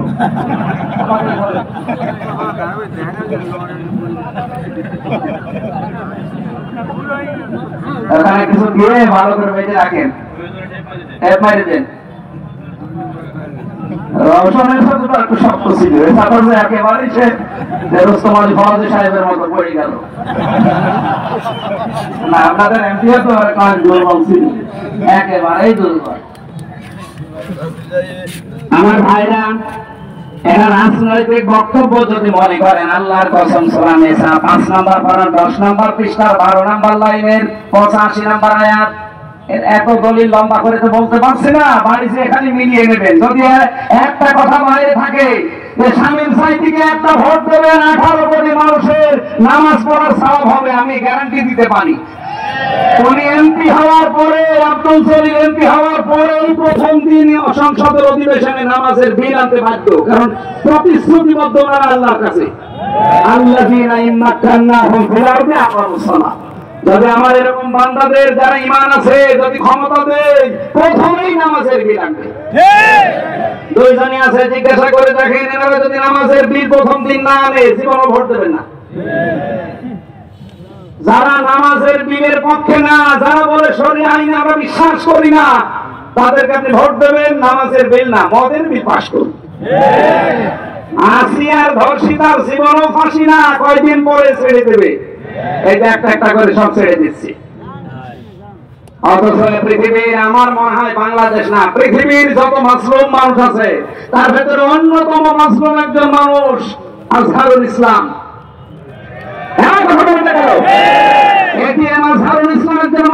মানুষ বিনা কারণে পড়ে আছে। হাসিনা যেমন অবৈধ, তার রায়গুলো অবৈধ। এক কথা বলে না কেন? আমরা চাই আগামী 6 তারিখে যে রায়টা আছে, আর কোন বাঙালিকে হাইকোর্ট দেখাবেন না। কি কথা বলে না কেন? যেভাবে হক তার মুক্ত জীবনে ফেরত দেওয়া লাগবে। কত মানুষকে তো দিয়ে দিলেন। প্রশ্ন করে খালি, ওনার সাজা হয়ে গেছে, সাজাপ্রাপ্ত আসামি ওনারা জামিন দেবে কি করে? সাজাপ্রাপ্ত তার এক জিয়া ছিল না, তার ছেড়ে দিলেন কি করে? তার স্ত্রী জবাইদা, ডাক্তার জবাইদা রহমান সাজাপ্রাপ্ত ছিল না, 3 বছরের সাজা ছিল তার। তাদেরকে ছেড়ে দিয়েছেন, আলহামদুলিল্লাহ, আমি খুশি। আপনারা কেউ খুশি না হলে আমি খুশি, কারণ তারা নিরপরাধ। বিনা কারণে তাদেরকে আপনি মিথ্যা মামলা দিয়ে হাসিনা আটকে রেখেছিলেন। আমার যেমন 3 বছর, আমার মামলাটা নিয়ে আমি বুঝেছি যে এই প্রশাসন, এই আদালত যে কত মিথ্যার উপরে চলতো, আমি নিজে তো প্রমাণ, কারো জিজ্ঞাসা করা লাগবে না। আমি নিজে প্রমাণ না, 3টা বছর আমার জীবন থেকে তারা কেড়ে নিয়েছে। কিয়ামতের দিন আমি জীবনতা ছাড়বো না, যারা যুক্ত ছিল টপ টু বটম, কেউ ছাড়বে না। এই মানুষগুলো ছাড়বে 13 বছর বাবার কাছ থেকে আলাদা করে নিয়ে গেছেন বিনা কারণে। এটি আমার আজহারুল ইসলামের যারা মামলার সাক্ষী, তাও কেউ কেউ দেখেছে 6 কিলোমিটার দূর থেকে। ওর চোখে কি পাওয়ার বলতো? কেউ দেখেছে 3 কিলোমিটার দূরে, কেউ 1.5 কিলোমিটার দূরে। ওকে মানুষ না বাস পাখি? এই মিথ্যা সাক্ষী, মিথ্যা অজুহাত দিয়ে একটা মানুষের 13টা বছর নষ্ট করে দিলেন। আমরা আবার বলছি, আমিরে জামাত যা বলেছিল আপনাদের কথা মতো তিনি যুদ্ধ করেছিলেন। এবার আর তাকে খেপাবেন না। ওনার কিন্তু ধৈর্যের বাঁধ অঙ্কাটি শেষ হয়ে গেছে। নাই তো একটা মানুষ কোনোদিনই কথা বলতে পারে যে আমার দলবল সব নিয়ে আমি স্বেচ্ছায় কার্বরণ করবো? কত রকম দুঃখ দিলে মনের ভেতরে আঘাত লাগলে কথা একজন মানুষ বলতে পারে? আগামী মে মাসে, এই সামনে মে মাসের 6 তারিখে যদি বাঙালিকে এই দেশে আবার হাইকোর্ট দেখান, সামনে কিন্তু আবার আগস্টের 5 তারিখ আসতেছে। কথা বলবো কেন? এটি মাযহারুল ইসলামের নিঃস্বার্থ মুক্তি চাই আমরা।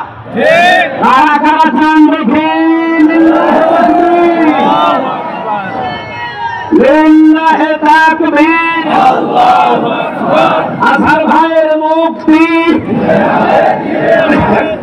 এই আওয়াজ আরশ পর্যন্ত চলে গেছে, কারণ আমরা একজন মুসলিম মানুষের পক্ষে আছি। ইব্রাহিম নবীর পক্ষে একটা ব্যাংক ছিল, তাই তার প্রসাদ আল্লাহ পাক করে দিয়েছে। আর কাংলা ছিল বিপক্ষে, ওকে মেরে ফেললে 10টা সওয়াব হয়। সুতরাং আমরা চাই আমাদের ঈমান আমল, আমাদের জীবন আল্লাহ এই মুসলিম মানুষের পক্ষ অবলম্বন করার কারণে আল্লাহ যেন পবিত্র করে দেয়। দাঁড়িয়ে আরো জোরে বলেন আমিন। এখানে আল্লাহর দিন থেকে বিভিন্ন শ্রোতা নাতা নতুন নতুন কথা তৈরি করে যারা ফেরত চলে যাচ্ছেন, কসম করে বলছি, ফাসাল ফায়াতিল্লাহ, আল্লাহ সিন সাউফা কদ লাম 13টা শব্দ আছে আয়াতের মাঝে। আল্লাহ জানাতে চেয়েছেন ফাসাল ফায়াতিল্লাহ, অতি শীঘ্রই আমি আল্লাহ কিন্তু এমন একটা জাতি, এমন একটা দল তৈরি করে দেব যারা আল্লাহর দিন থেকে আজ মুখ ফিরিয়ে চলে যাচ্ছে বিভিন্ন শ্রোতা নাতা দিয়ে, বিভিন্ন উল্টা পাল্টা কথা, নতুন নতুন বাণী তৈরি করে আল্লাহর দিন থেকে যারা ফেরত চলে যাও। কি করবো আমি জানো? ফাসাল ফায়াতিল্লাহ, এখানে ফাইল কর্তা সরাসরি কে? আল্লাহ বলেন আমি নিয়ে আনবো কওমিন, এমন একটা জাতিকে, এমন একটা দলকে, ইহুব্বুহুম ওয়া ইউহিব্বুনাহুম, তারা আমাকে যেমন ভালোবাসে আমি আল্লাহ নিজেও তাদেরকে ভালোবাসবো। আমার তো আয়াত পড়ার পরে মনে হচ্ছে আগস্টের 5 তারিখের পরে বহু মানুষ দিন থেকে ফিরে চলে গেছে, আর বহু মানুষ তাদের কপালের কারণে দিনের ভেতরে আসতেছে। কথা বলেন না কেন? দিনের ভেতরে যখন মানুষ আসবে, ইযা জা নাসরুল্লাহি ওয়াল ফাত, আল্লাহর সাহায্য যখন আসবে, তার প্রথম নিদর্শন আপনি দেখবেন বিজয় চলে এসেছে। যেহেতু আল্লাহর সাহায্য আমরা দেখতে পেয়েছি এই দেশে, আপনি জীবনে কল্পনা করতে পারেন আগস্টের 5 তারিখের আগে এই জায়গায় লক্ষাধিক মানুষ আমির হামজার সামনে বসবে? কল্পনার বাইরে ছিল। কারণ বহুবার পিরোজপুরে এসে আমি আবার ফেরত গেছি, কিন্তু আল্লাহ যেহেতু বিজয় দিয়েছে হালকা অলফাত, আল্লাহর সাহায্য আসলে বিজয় আসবে। বিজয় আসার 9টা নিদর্শন আয়াতের ভেতরে আমি পেয়েছি। 1 নম্বরে অরাইতান নাসা ইয়াদখুলুনা ফি দীনিল্লাহি আফওয়াজা, হেনবি আপনি দেখবেন দলে দলে পালে পালে মানুষ ইসলামে প্রবেশ করছে। আমার কোষ্টিয়ার ওসান গ্রাম ইউনিয়ন, এই গত কয়েকদিন আগে এক ইউনিয়নে 4,000 মানুষ আল্লাহর দিন কায়েম করবে এই জন্য শপথবদ্ধ হয়েছে। এটা ওরাইতান নাসা ইয়াদখুলুনা ফি দীনিল্লাহি আফওয়াজা, দলে দলে মানুষ ইসলামে আসবে। এতদিন তারা আল্লাহর তৈরি আইন দুনিয়ায় কায়েমের বিরুদ্ধে ছিল। মানুষের তৈরি করা আইন এই পৃথিবীতে প্রতিষ্ঠার জন্য তারা চেষ্টা চালিয়েছে, আর এই মানুষগুলো এখন ফরম পূরণ করে বলছে আমরা আল্লাহর দিন কায়েমের সহযোগী হতে চাই। বলেন সুবহানাল্লাহ। আমার ভাইরা, এর যে মূল কথাগুলো আমি পেয়েছি, এখানে প্রায় 29টা পয়েন্ট আছে। আমার তাফসীর আমি নিজে আজকে পড়ে আসলাম। এদিকে তাকান। প্রথম নম্বরে আল্লাহ বলেন এমন একটা দল, এমন একটা জাতি আমি তৈরি করবো যদি তোমরা মুখ ফিরিয়ে নিয়ে চলে যাওয়ার দিন থেকে। এখানে নিজের সাথে পাগলামি করবেন না। কত মানুষ আজ বিভিন্ন দলের দোহাই দিয়ে তারা চলে যাচ্ছে আল্লাহর দিন থেকে। আমি নাম ধরে বলছি, চাঁপাইনবাবগঞ্জের পাপিয়া আর তার স্বামী 2 জন অলরেডি গালিগালাজ দিয়ে তারা এখন ইসলাম থেকে বের হয়ে গেছে। কারণ তারা আলেমদেরকে গালি দেয়, তারা বলছে যুদ্ধ অপরাধের বিচার এভাবে শেষ করে দেওয়া ঠিক হয়নি, এটা কন্টিনিউ করে রাখা দরকার। আর অন্য অপরাধ কেন মানুষকে যেন ফাঁসি দেওয়া যায়, কথা বলে না কেন? আর হাসিনা তো সাজিয়েছিল নিজের মন মতো, নিরপরাধ মানুষকে তারা ফাঁসি দিয়ে দুনিয়া থেকে বিদায় করেছে। ওইটা যদি চালু রাখতেন এখন অনেক মানুষ দুনিয়া থেকে বিদায় হয়েছে। তো কথা বলেন না কেন? এমনকি আমিও প্রায় পড়ে গিয়েছিলাম যদি বয়স হতো। আর 33 বছর বয়সের জন্য মিলাতে পারেনি, কিন্তু যদি বয়স আমার মনে 70 হতো আমারও শুনিয়ে দিত। তারপরে আল্লামা সাইদি বিদায় নেওয়ার পর ভেতর থেকে আল্লামা মামুনুল হক, আমির হামজা, আমি নিজে আমরা মনে করেছিলাম এবার মনে হয় আমাদের পালা, কারণ ভেতরে যে অবস্থা ওখানে মেরে ফেললেও কোনো অসুবিধা নেই, বলবে যে চিকিৎসাধীন অবস্থায় মরে গেছে। আল্লামা সাইদির নামে যেমন চালিয়ে দিল যে চিকিৎসাধীন অবস্থায় মরে গেছে, কে বলেছে আপনাকে? ইনজেকশন দিয়ে দিচ্ছে। হত্যার তদন্ত এবং বিচার আপনারা চান না? যারা জড়িত ছিল প্রত্যেকের বিচার হওয়া লাগবে।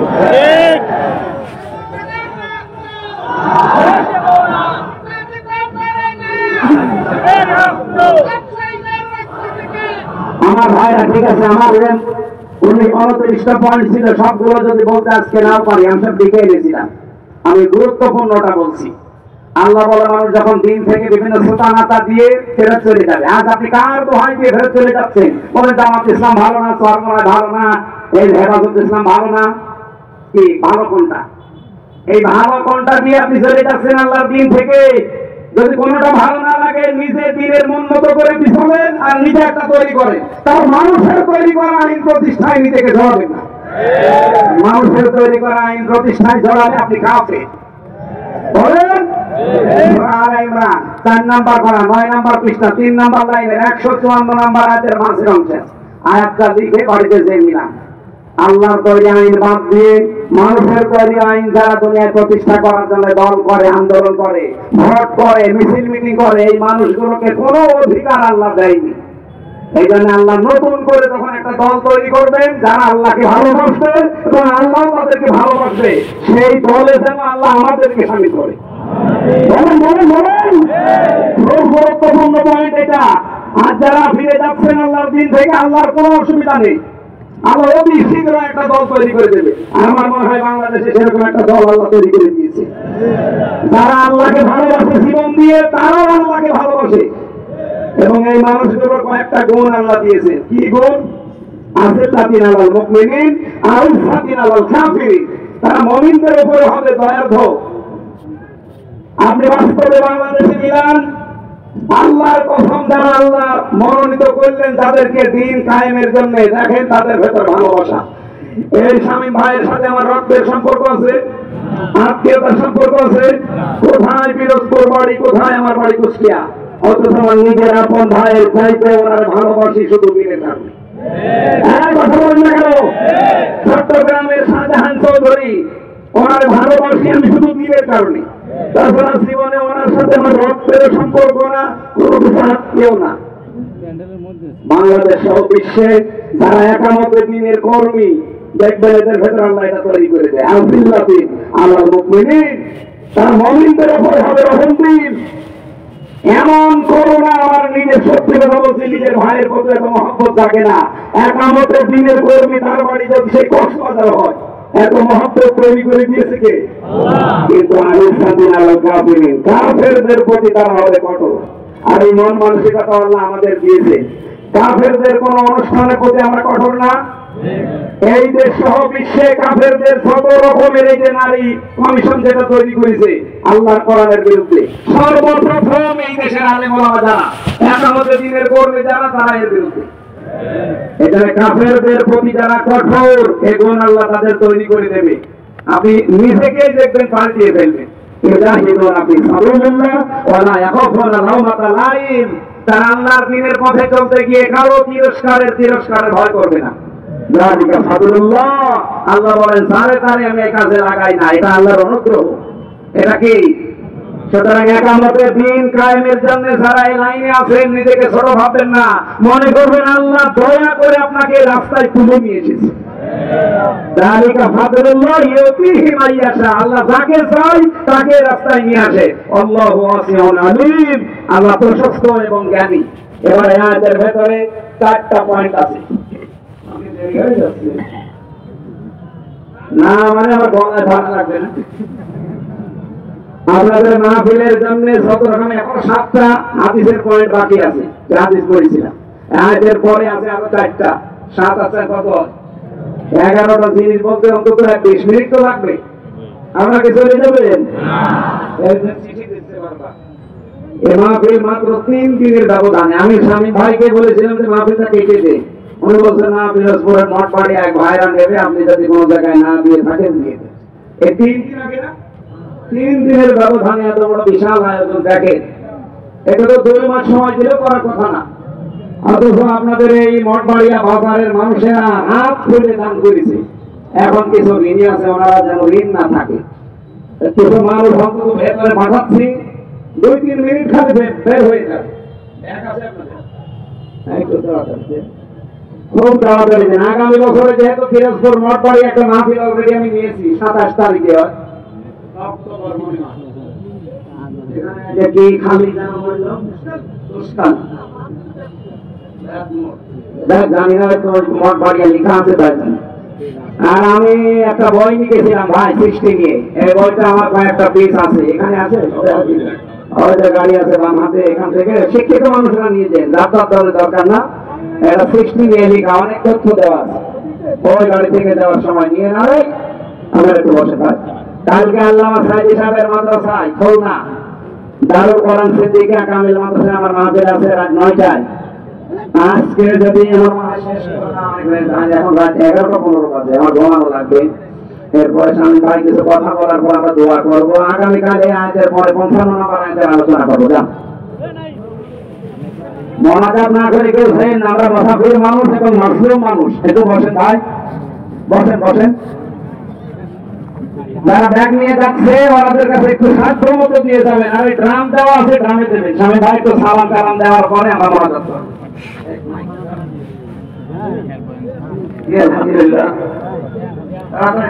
সম্মানিত সুধীমণ্ডলী, এবার আপনাদের মাঝে আজকের এই মাহফিলের প্রধান অতিথি